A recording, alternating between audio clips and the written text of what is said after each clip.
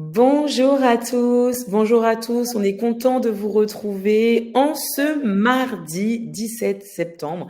J'espère que vous allez bien, que votre journée a bien commencé. On est ensemble sur la plateforme Ma Bonne Fée pour un webinaire qui est destiné aux parents. On est très content parce qu'on a Aurélio, notre éducateur spécialisé, qui est avec nous. Bonjour Aurélio, comment ça va? Bonjour Elodie, ça va et toi? Bonjour à tous, bonjour à toutes, j'espère que vous allez bien. Et on va passer un petit moment ensemble. On va bien échanger sur justement mon métier d'éducateur spécialisé. Donc bienvenue à Super, tous. super. On est content de t'avoir. On va parler de comment un éducateur spécialisé peut-il nous aider? Qu'est-ce qu'il fait au quotidien? Qu'est-ce que c'est que son métier? Comment il intervient dans les familles ou auprès des enfants, des adolescents? Et en attendant que d'autres participants se connectent, je vous souhaite à tous la bienvenue. Je vois qu'il y a Cyril qui est là, Virginie, Oui, bienvenue bonjour à Virginie. tous. Ilham, Céline, vous pouvez me faire un petit coucou dans le chat pour me dire si vous nous entendez bien, si vous nous voyez bien. Bonjour Virginie, si vous êtes confortablement installée. Alors moi, je vais servir de modératrice. Vous allez être les yeux dans les yeux avec Aurélio aujourd'hui. Si vous avez des questions, n'hésitez pas à les poser dans le chat.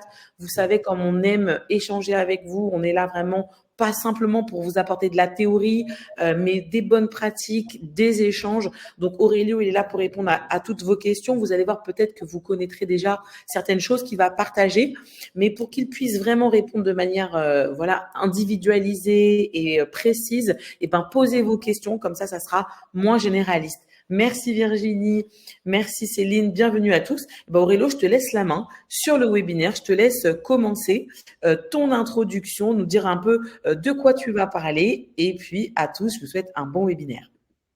Merci Elodie. Bonjour, bonjour à tous.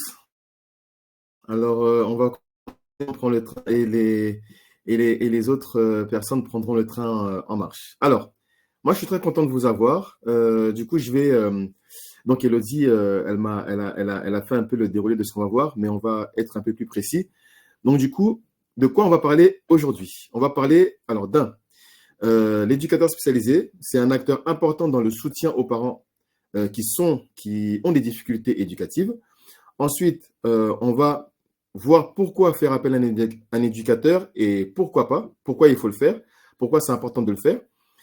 Ensuite, on va voir aussi, donc là, on va parler plutôt de l'adolescence, parce que peut-être certains d'entre vous, vous avez des enfants qui sont déjà dans la période de l'adolescence.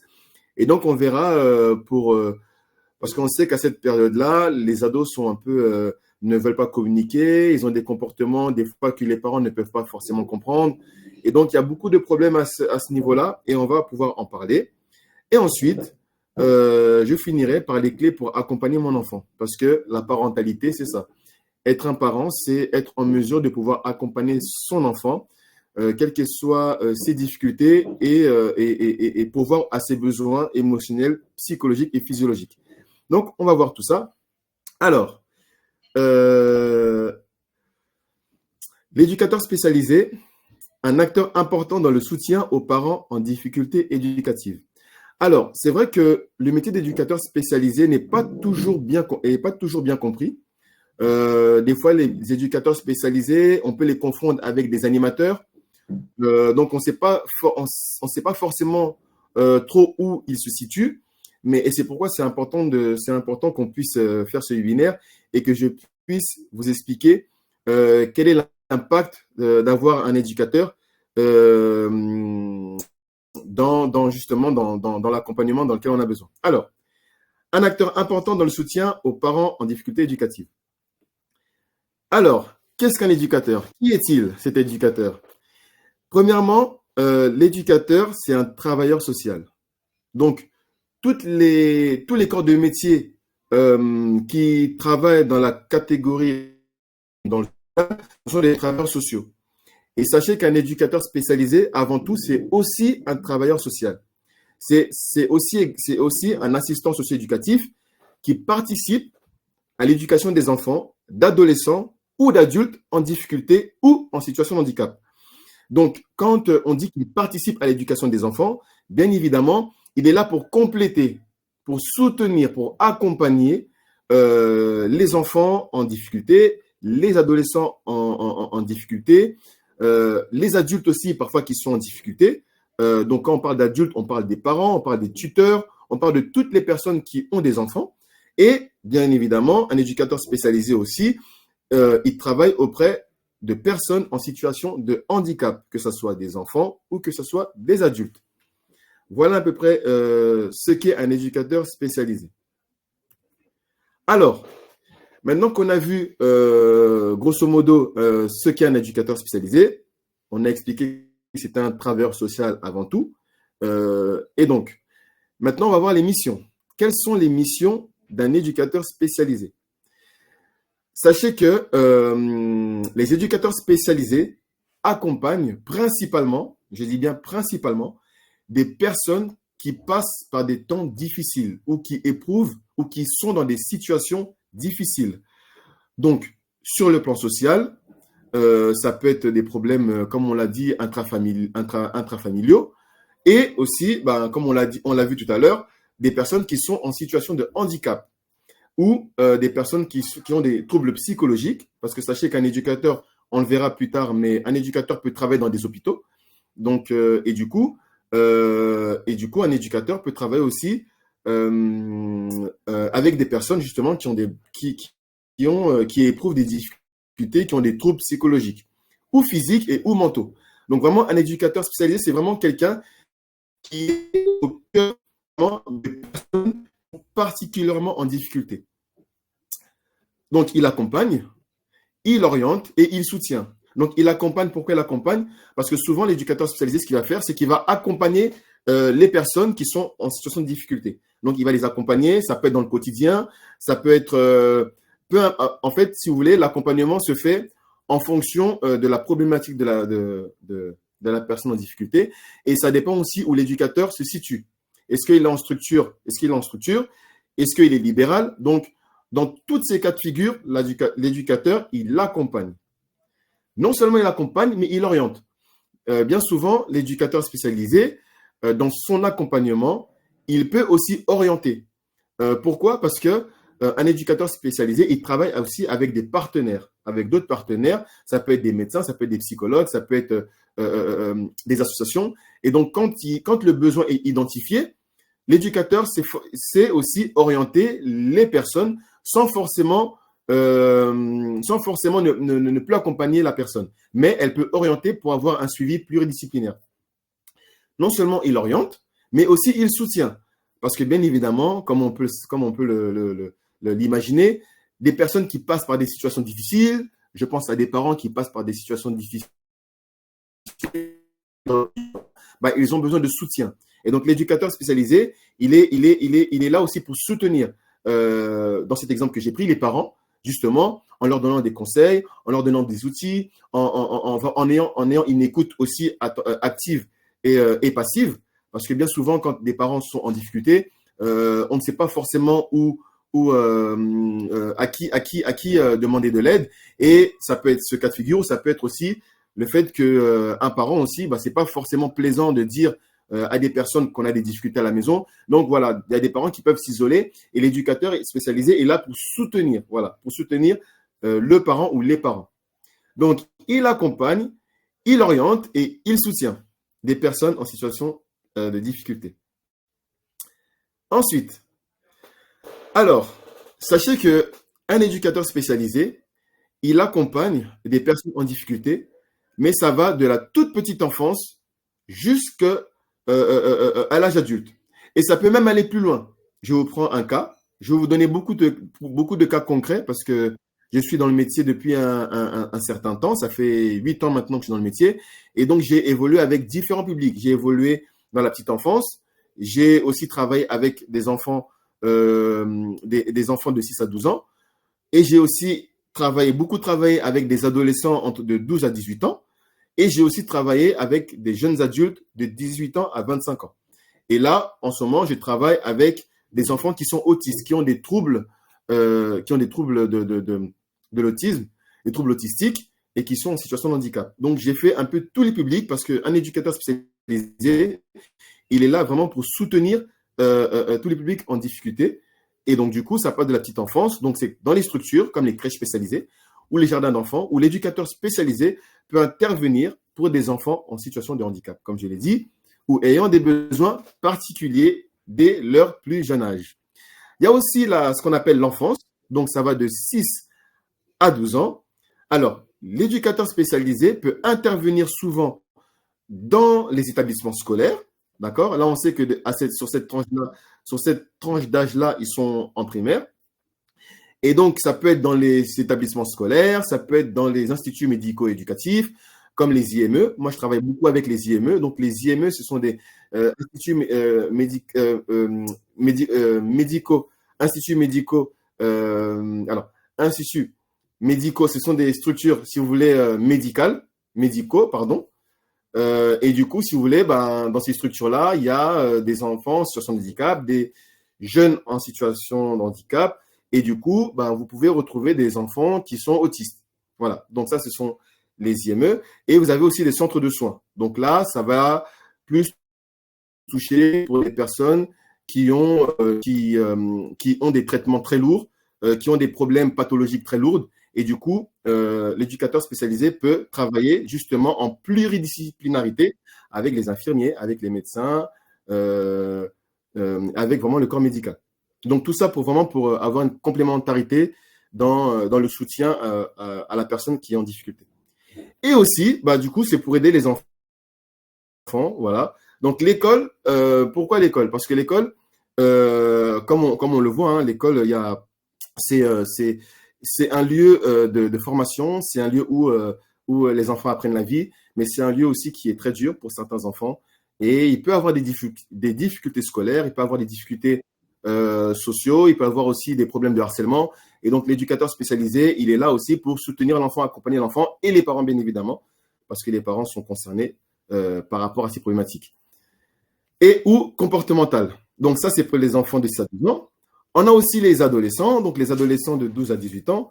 Donc, les adolescents, comme on le voit, du coup, ils peuvent être présents dans les collèges, ils peuvent être présents dans les lycées, dans les centres éducatifs fermés ou structures spécialisées. Donc, moi, j'ai beaucoup travaillé dans les foyers. Les foyers, si vous voulez, ce sont des personnes, des enfants qui ont été placés, tout simplement parce qu'il y a eu des difficultés familiales à un moment donné.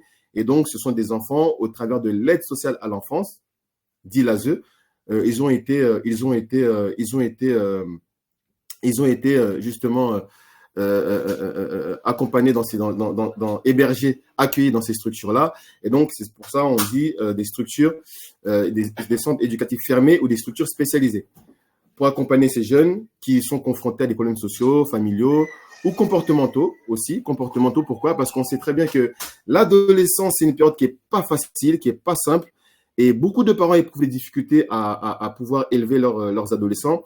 Et des fois, il peut avoir des situations très compliquées. Moi, j'ai pu accompagner des parents où des enfants pouvaient passer à l'acte, c'est-à-dire pouvoir commettre des agressions physiques sur le parent. Et du coup, à ce niveau-là, ces situations-là peuvent s'aggraver. Et lorsque cette situation est su, du coup, ça peut amener des situations comme ça peut amener à ce que l'enfant soit placé. Donc comportemental, c'est lié aussi à l'adolescence. On sait que c'est une période qui est très difficile pour les adolescents. Et aussi, on a les jeunes adultes. Donc, les jeunes adultes sont aussi amenés les jeunes adultes aussi, on peut le voir dans tout ce qui est la réinsertion, donc réinsertion professionnelle ou sociale. On voit qu'il y a certains jeunes adultes qui ont laissé l'école, par exemple, très très tôt, et du coup, ils n'ont pas forcément de métier, ils n'ont pas forcément de formation, mais ils aimeraient travailler, faire une formation professionnelle. Et donc, l'éducateur spécialisé il peut intervenir à ce niveau-là aussi pour pouvoir orienter le jeune en fonction de ses compétences, en fonction de ses aptitudes, à pouvoir l'orienter, à chercher avec lui, à se documenter, aller dans des structures adaptées comme les centres d'information et d'orientation, les CIO, pour pouvoir trouver un bon cursus scolaire. Donc, la réinsertion sociale, ça sert à ça, ou professionnel, ou ça peut être des enfants aussi, des jeunes adultes qui veulent reprendre l'école, qui peuvent reprendre les études. Et donc, à ce niveau-là, du coup, on peut accompagner ce jeune adulte qui souhaite reprendre l'école ou une formation en alternance ou en tant qu'apprenti. Donc voilà, l'éducateur spécialisé, vraiment, il est vraiment voilà, il est vraiment dans toutes les difficultés qu'un individu peut avoir. Donc ça va de 0 à 25 ans et ça peut être même plus aussi. Alors, je ne sais pas si... Ok, alors attendez, je regarde juste les commentaires. Il n'y a pas de questions pour l'instant, Aurélio. Tout le monde est bien attentif. D'accord, super. Tu peux avancer, c'est très clair. On continue. Alors, maintenant, on va parler un peu des types de difficultés éducatives que les familles peuvent rencontrer. Alors, très certainement, ce que je vais aborder, ça va peut-être faire écho à votre situation ou peut-être pas. Voilà. Mais en tout cas, j'ai vraiment relaté les difficultés, les principales difficultés éducatives qu'une famille peut rencontrer. Donc, déjà, je tiens à vous rassurer, chers parents, si vous l'êtes. Donc, sachez que quel que soit le milieu social, ça je tiens à le dire, parce que quand un parent éprouve beaucoup de difficultés, il y a beaucoup de culpabilité, il y a beaucoup d'incompréhension, il y a beaucoup de... un parent qui éprouve des difficultés au sein de son foyer avec les enfants, donc il y a beaucoup, voilà, des fois, le parent peut passer par de la honte, le parent peut passer vraiment par des situations très difficiles psychologiquement et émotionnellement. Et donc, moi, je tiens à vous rassurer. Et des fois, en tant que parent, comment dire, on peut se donner, voilà, on peut se sentir coupable en fait, de se dire voilà, mais qu'est-ce que j'ai pas bien fait, qu'est-ce que j'aurais dû faire un peu mieux. Donc voilà, on est des fois dans cette réflexion-là de se dire mais qu'est-ce que j'ai pas bien fait. Et donc c'est pourquoi je veux vous rassurer en vous disant, quel que soit votre milieu social ou culturel, tout parent à un moment donné est confronté à des difficultés d'ordre éducatif. Ça c'est vraiment, ce sont des situations qui touchent tous les milieux culturels et tous les milieux sociaux. Ça, vraiment, c'est vraiment pour vous rassurer et pour vous dire que vous n'êtes pas seul dans votre difficulté. Il y a beaucoup de parents qui ont des difficultés avec leurs enfants et donc, ça touche toutes les catégories socio-professionnelles. Alors, les types de difficultés éducatives rencontrées par les familles. On peut avoir, ça peut être une difficulté, une incohérence éducative. Pourquoi je parle d'incohérence? L'incohérence éducative, ça parle de quoi? Ça parle du fait que, alors là, je m'adresse à des parents qui sont en couple et qui ont des enfants, ou pas, d'accord? Ça peut être aussi des parents qui sont séparés. Alors, ça concerne les deux cas de figure. L'incohérence éducative, si vous voulez, c'est quand on ne s'entend pas sur la manière d'éduquer son enfant. Vous allez voir, des fois, il y a un parent qui va être un peu plus rigide et un parent qui va être un peu moins rigide. Vous allez avoir un parent qui va vouloir, par exemple, j'ai vu ça aussi, j'ai des situations que j'ai pu accompagner des personnes, des parents qui, justement, la maman était très stricte sur certaines choses et le papa était un peu plus laxiste sur ces choses-là. Et donc, ça a amené des difficultés au sein du foyer et du coup, ça a amené de l'incohérence. C'est ce qu'on appelle l'incohérence éducative.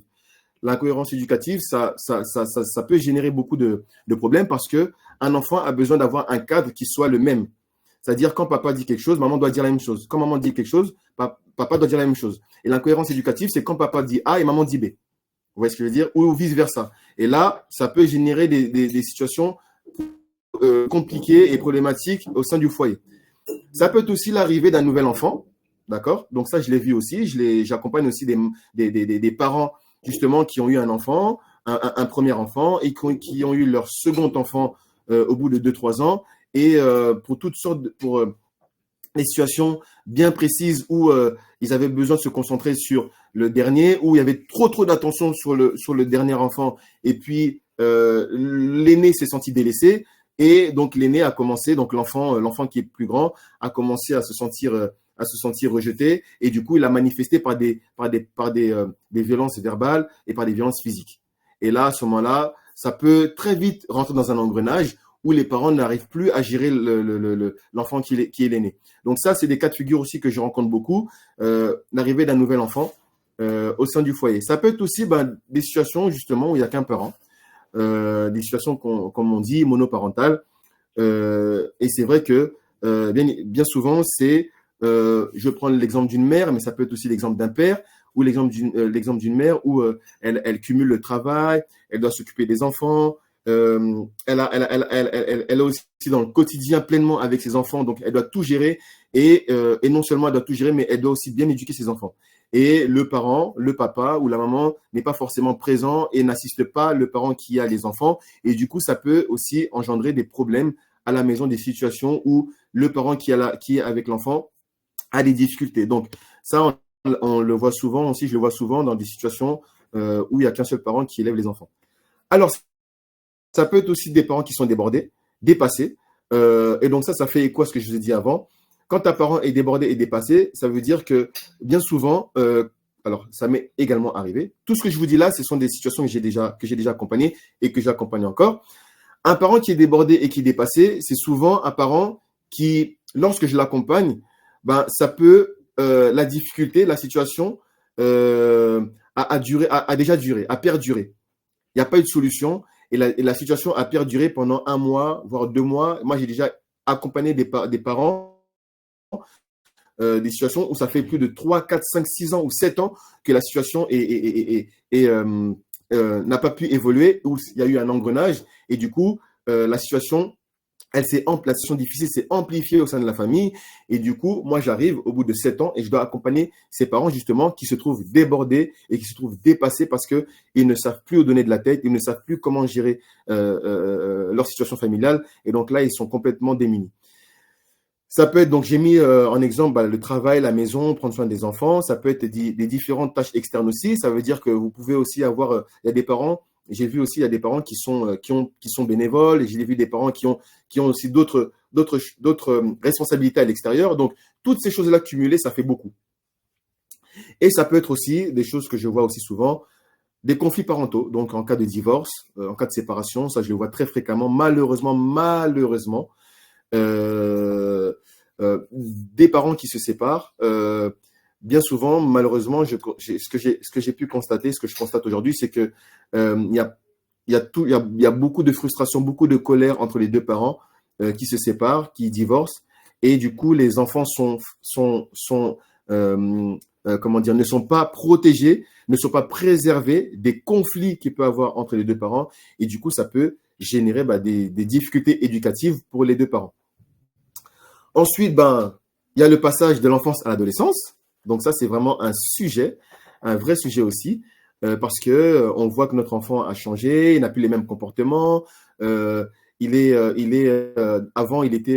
c'était un enfant qui parlait, qui était jovial. Maintenant, il est enfermé dans sa chambre. Dès qu'on lui dit quelque chose, il rouspète. Dès qu'on lui fait une réflexion, on lui demande de faire quelque chose, il ne veut pas. Donc, il y a ce passage-là de l'enfance à l'adolescence où des fois les parents se sentent démunis et se sentent complètement dépassés.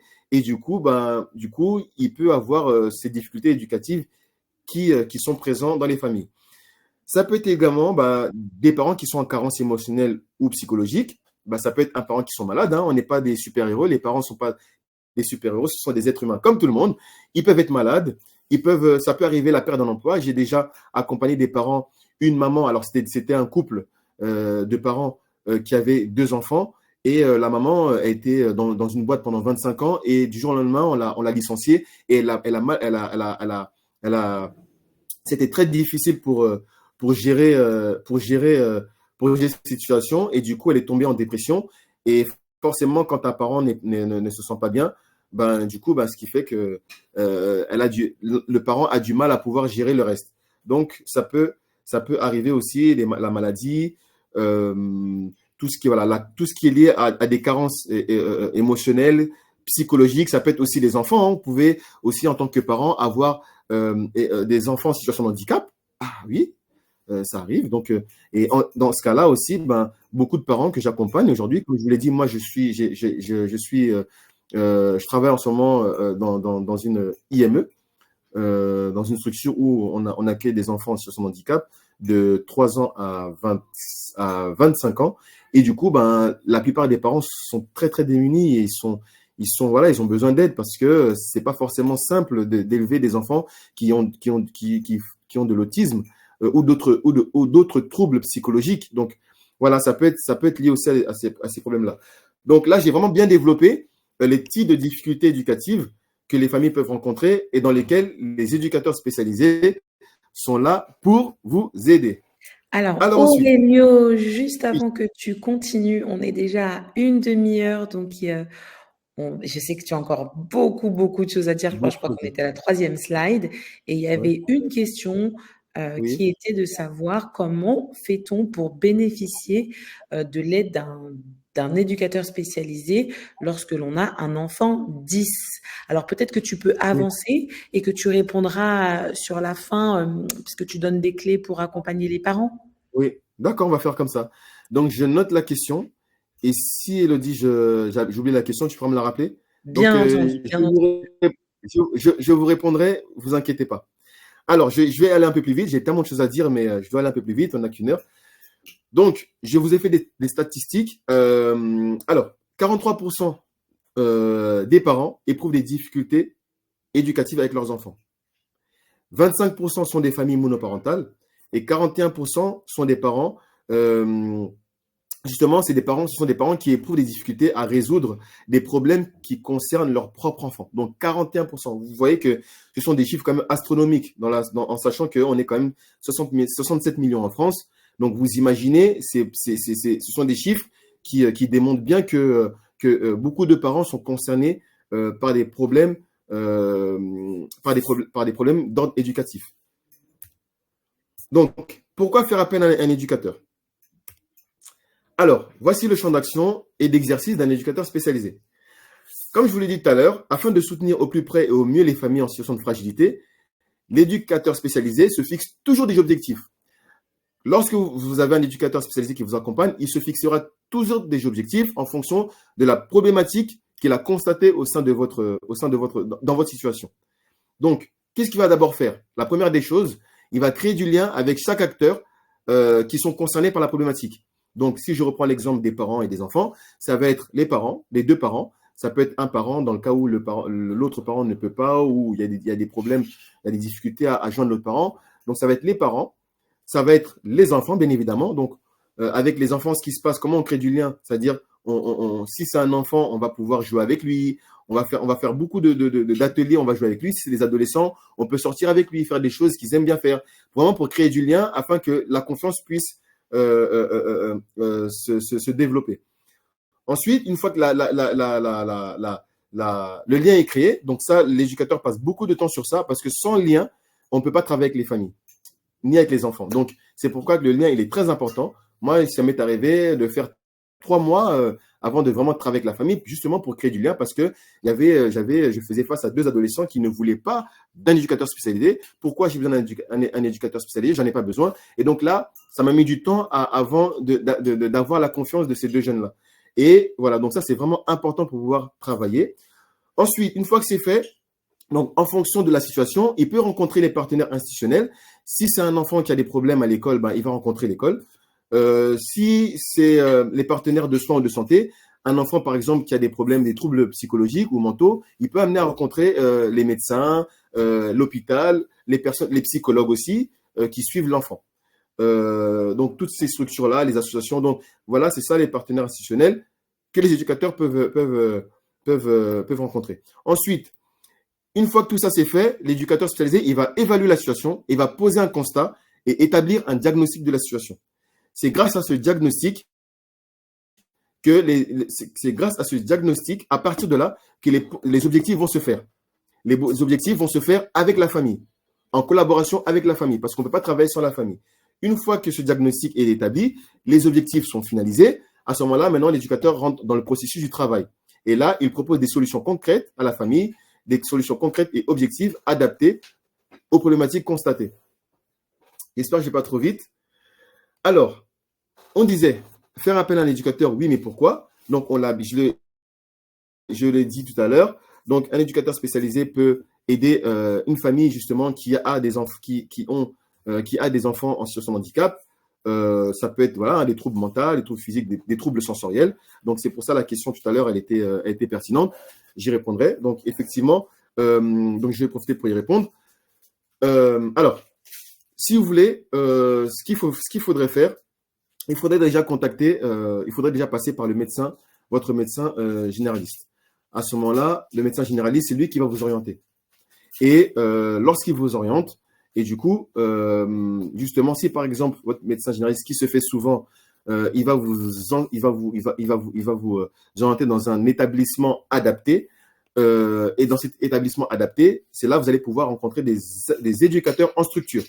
Comme là, moi, je suis un éducateur libéral, mais je travaille en structure en ce moment parce que il y a des enfants qui ont des troubles 10, des enfants qui ont des troubles physiques, sensoriels, psychologiques, mentaux, et du coup, on les accompagne dans la structure.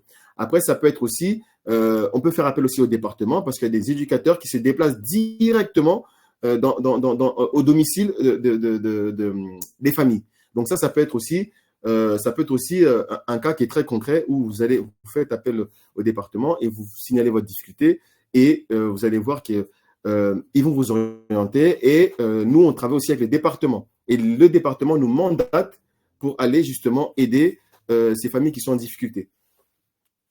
Alors, il y a les difficultés scolaires, comme on l'a dit.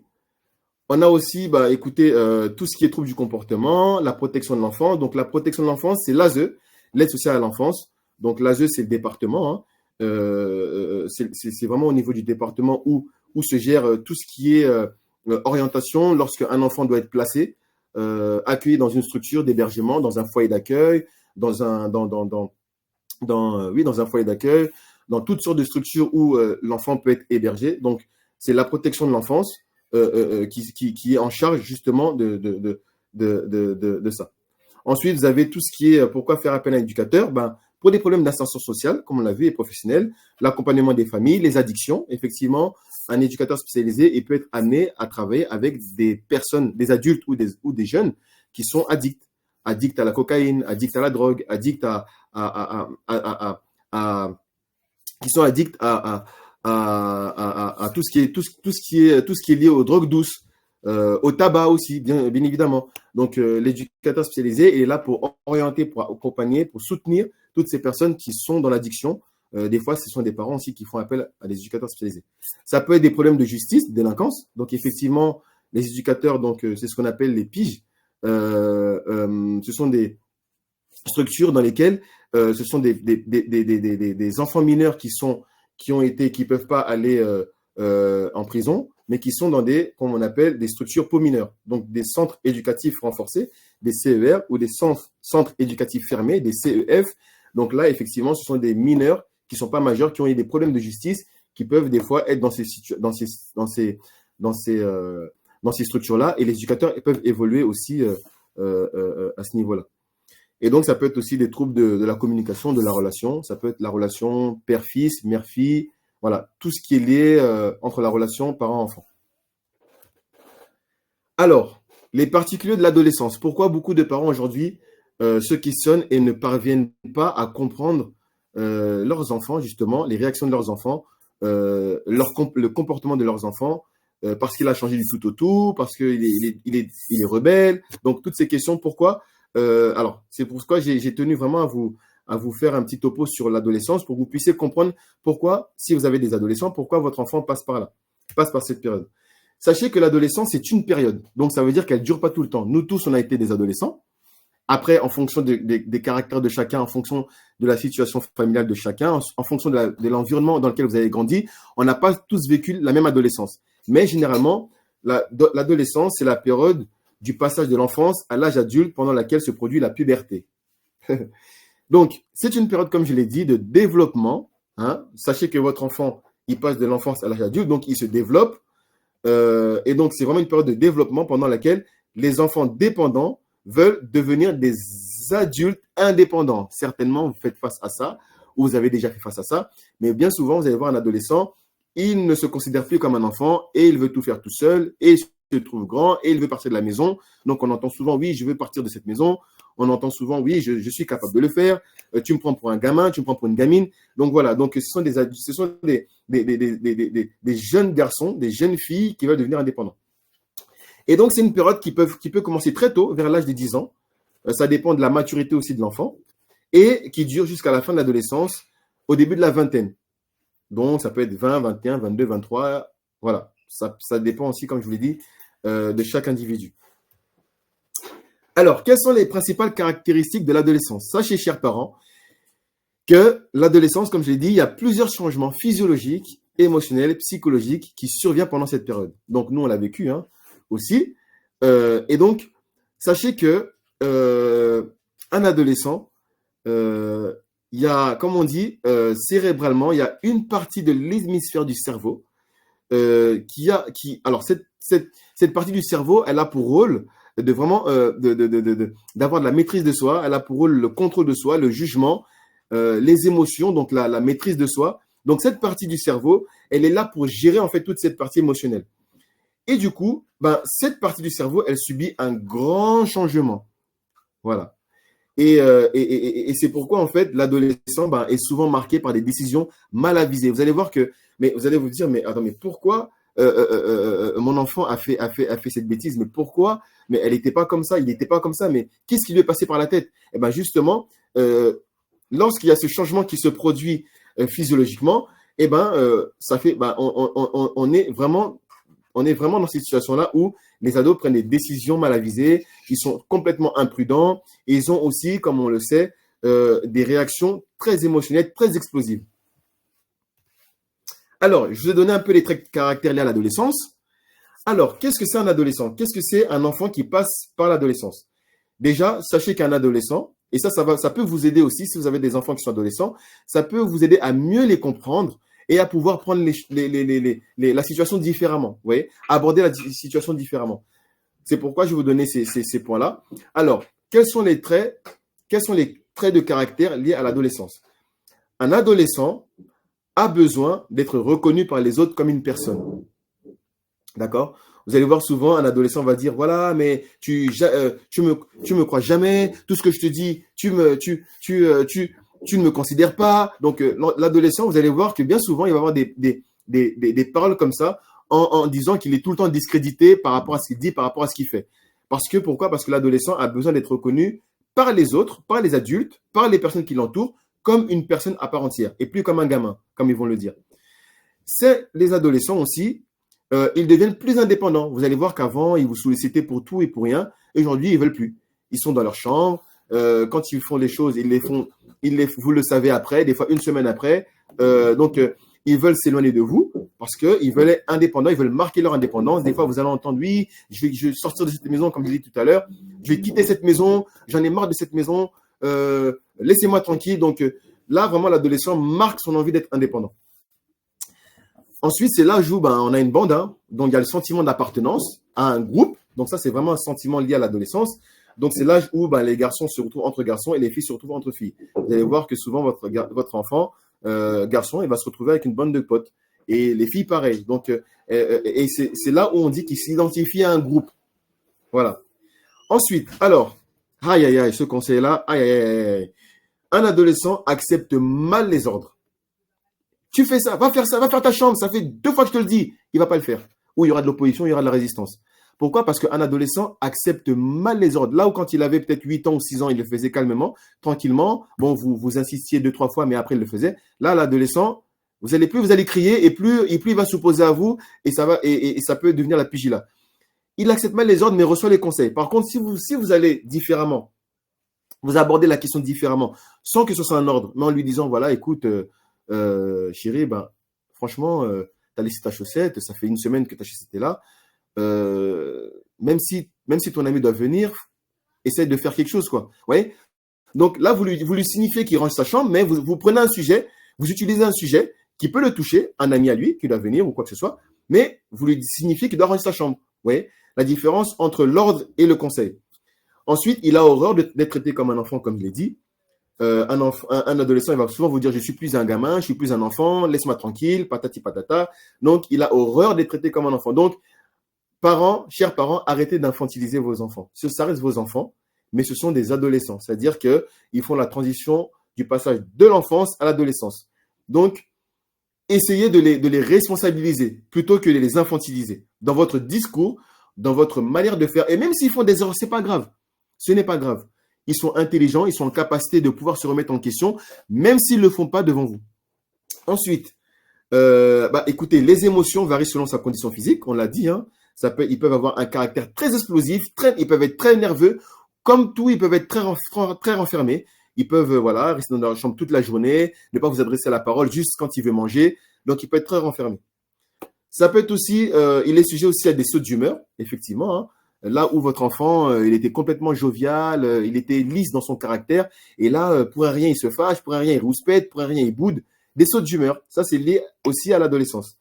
Ça peut être aussi les ruptures familiaux, hein. Des fois, quand il y a des ruptures familiaux, comme je vous l'ai dit, quand il y a une séparation, quand il y a un divorce, du coup, l'adolescent, pendant cette période-là, il peut mal vivre cette période-là et il peut se sentir rejeté vis-à-vis de ses parents. Donc, il peut aussi justement avoir des comportements qui sont très difficiles à gérer. Et il regarde ailleurs. Il ne vous regarde plus comme modèle, mais il regarde d'autres personnes.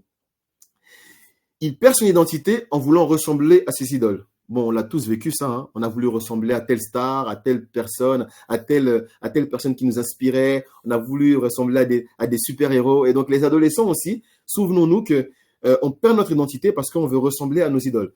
Donc, c'est la coiffure, la tenue vestimentaire, ça peut être, voilà. Toutes les personnes qui nous inspirent, on a envie de leur ressembler. Et un adolescent aime voir l'impact de sa conduite sur les autres. Des fois, il va faire des bêtises parce qu'il veut voir la réaction de l'autre. C'est pour ça que souvent, quand ils sont en bande, ils sont là en train de se tester, en train de se tenter pour faire des bêtises. Parce qu'ils aiment bien ils aiment bien voir l'impact de ce qu'ils font chez les autres. Ils aiment bien sentir valorisés chez les autres. Ça, c'est en bande. Et par contre, chez le parent, ça va être différent. L'impact de sa conduite va avoir des répercussions dans le fait où il veut avoir votre attention, même s'il ne vous le dit pas. Un enfant adolescent, il dit quelque chose, mais il fait son contraire. Donc, même s'il dit qu'il en a de vous, il va faire des bêtises pour avoir votre attention. Parce que tout ce qu'il dit, c'est pas ce qu'il fait. C'est pas ce qu'il veut en réalité. Un adolescent, il est comme ça. Alors, que faire? Très généralement, des conflits naissent régulièrement au sein du domicile familial, car cette période, donc de l'adolescence, est mal gérée du fait de manque d'informations. C'est pourquoi j'ai tenu à vous donner ces traits de caractère spécifiques, à vous parler un peu de cette période de l'adolescence pour qu'on puisse un peu se resituer et comprendre un peu et prendre les choses différemment avec nos enfants. Alors, qu'est-ce que vous pouvez faire lorsque votre enfant passe par cette situation?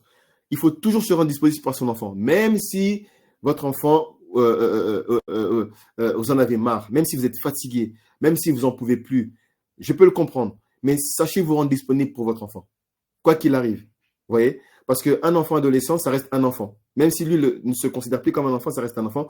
Donc, rendez-vous disponible de quelque manière que ce soit. D'accord? Restez ferme, continuez à rester ferme, même si ce n'est pas simple, même si vous voyez que votre enfant ne vous écoute pas ou il s'oppose. Le cadre est très important parce que si vous lâchez, c'est fini. Votre enfant, il n'y aura plus de garde-fou et il va se permettre de faire plus que ce qu'il ne le faisait avant.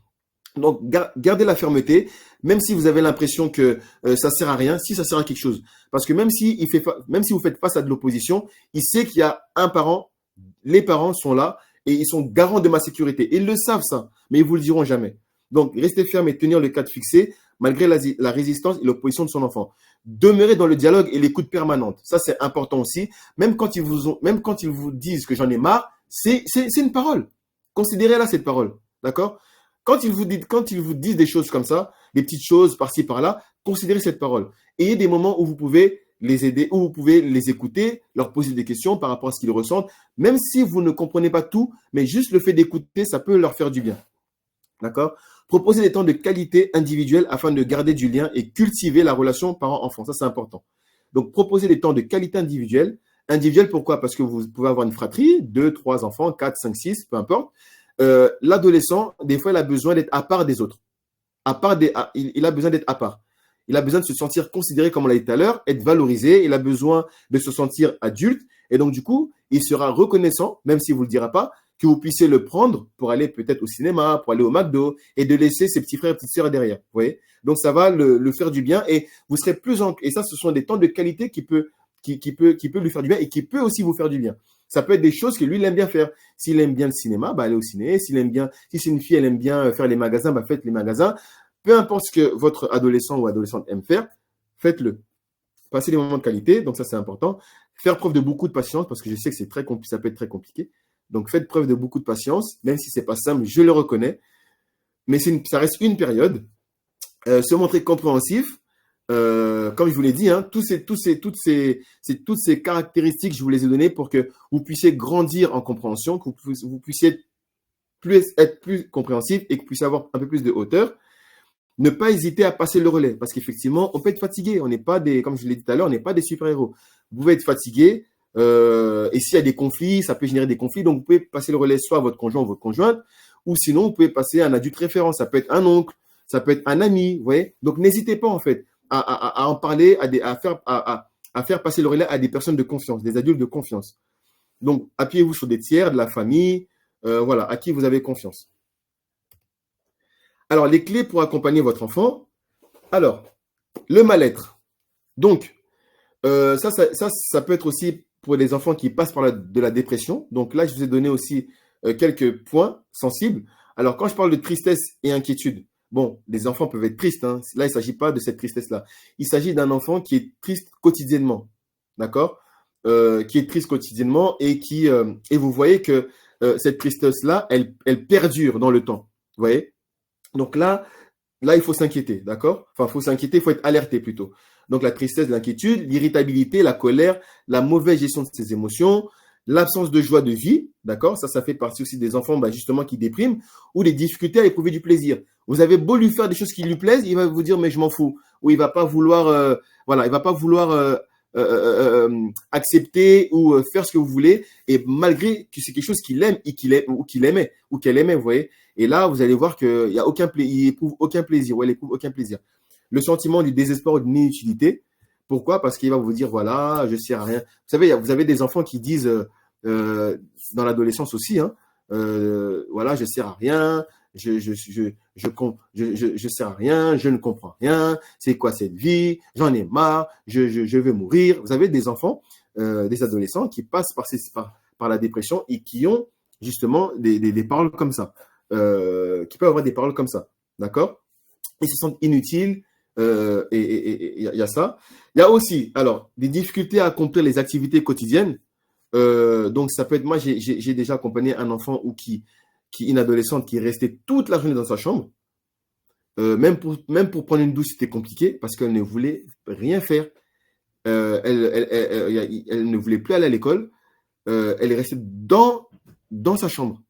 Elle sortait pour manger, mais elle retourne dans sa chambre. Donc, ça peut être des difficultés à accomplir les tâches quotidiennes de la vie, que ce soit à la maison ou à l'école. Donc ça, j'ai accompagné des enfants qui étaient dans cette situation-là, des parents. Ça peut être des troubles du sommeil ou de l'attention. Effectivement, vous avez des enfants, des adolescents qui n'arrivent plus à dormir, qui ne sont plus aussi attentifs, ils ne sont plus concentrés. Voilà, il y a un problème de concentration, il manque d'appétit. Vous voyez, un enfant qui mangeait bien avant, il ne mange plus. Pourquoi, on ne sait pas. Vous voyez, il ne fait pas de sport pourtant, voilà, mais il n'a plus d'appétit. Il y a aussi le fait d'avoir envie de faire du mal aux autres. Donc, ce sont des enfants qui ont envie de faire du mal aux autres et qui peuvent se faire du mal eux-mêmes. Ils peuvent se scarifier. J'ai aussi accompagné des enfants qui se scarifiaient. Vous voyez. Et ça peut être aussi des sentiments de désespoir, comme je l'ai dit. Alors, pour les parents, alors, sachez être toujours à l'écoute et être au dialogue. Ça, c'est ce que je vous dirais toujours. Prendre le temps d'observer son enfant. C'est vrai que dans le quotidien, on est pris par le quotidien, on n'a plus le temps d'observer son enfant. Donc, prenez le temps des fois vraiment d'observer votre enfant, dans ce qu'il dit, dans ce qu'il fait, sa manière de faire. Vous voyez, vous pouvez, juste en vous arrêtant 10 minutes, vous pouvez percevoir des choses sur ce qu'elle va vous dire, sur ce qu'il va vous dire, sur ce qu'elle va faire, sur ce qu'il va faire. Vous voyez, avoir des moments de complicité, comme je l'ai dit, c'est important parce que dans ces moments de complicité, vous pouvez avoir beaucoup de renseignements, surtout lorsque ce sont des adolescents qui ne parlent pas, des enfants qui ne parlent pas. Se faire aider ou accompagner par un éducateur, vous voyez. Donc, vous pourrez prendre, si vous avez des difficultés d'ordre éducatif, via le lien Ma Bonne Fée, via la plateforme Ma Bonne Fée, sur le calendrier, vous avez mon emploi du temps. Vous pouvez faire appel à moi, je serai ravi de vous aider. Effectivement, il faut toujours prendre du recul, vous voyez.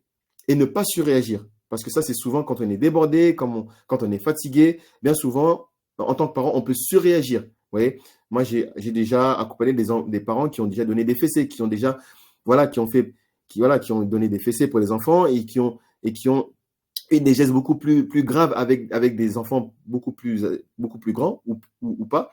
Et donc, voilà, ça peut aller très vite. Donc, vraiment, sachez prendre de la hauteur. C'est pour ça que je vous ai donné toutes ces informations-là pour que vous puissiez prendre de la hauteur, vraiment, par rapport à votre situation. Et, ben, effectivement, comme j'ai dit, faire part de vos inquiétudes. Ne restez pas seul. N'ayez pas honte. Ça peut arriver à tout le monde. Comme on l'a vu plus loin, comme on l'a vu au début, il y a plus de 40% de parents, pardon, toutes les catégories socio-professionnelles confondues, qui éprouvent des difficultés d'ordre éducatif. Donc, vous n'êtes pas seul. Donc, faites appel à des personnes qui peuvent vous aider, à des professionnels. C'est très important, comme un éducateur spécialisé.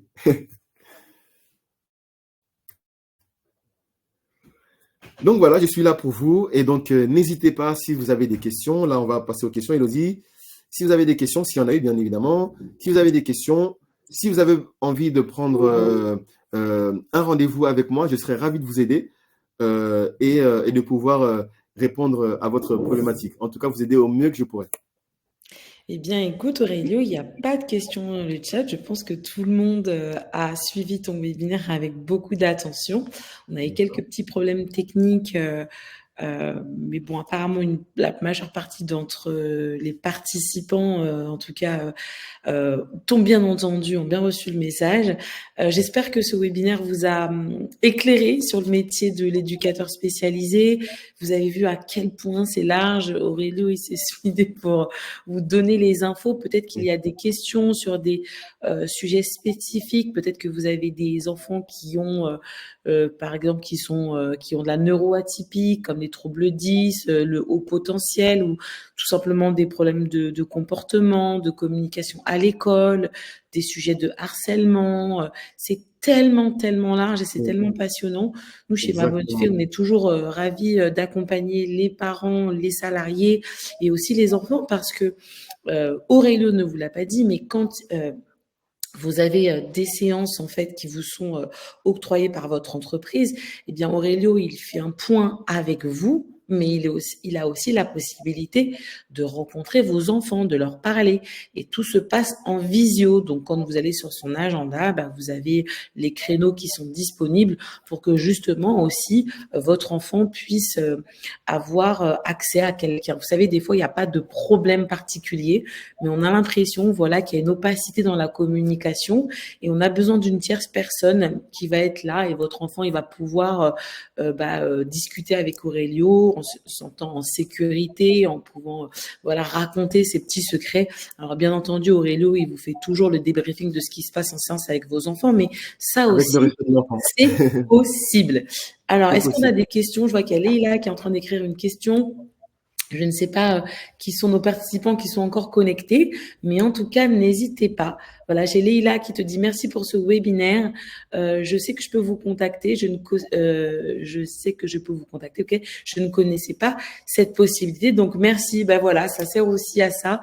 Les webinaires Ma Bonne Fée, à en savoir plus sur tous les experts qui sont dans l'équipe. Voilà, vous avez les psychologues, l'éducateur spécialisé, les coachs parentaux, les coachs de vie.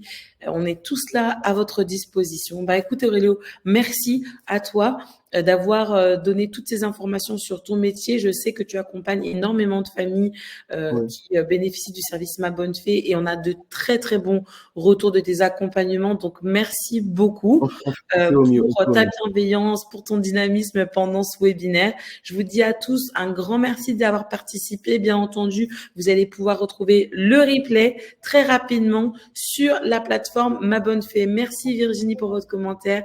Merci Virginie. À très très bientôt et bon appétit si vous n'avez pas encore déjeuné. Bon appétit, à très bientôt.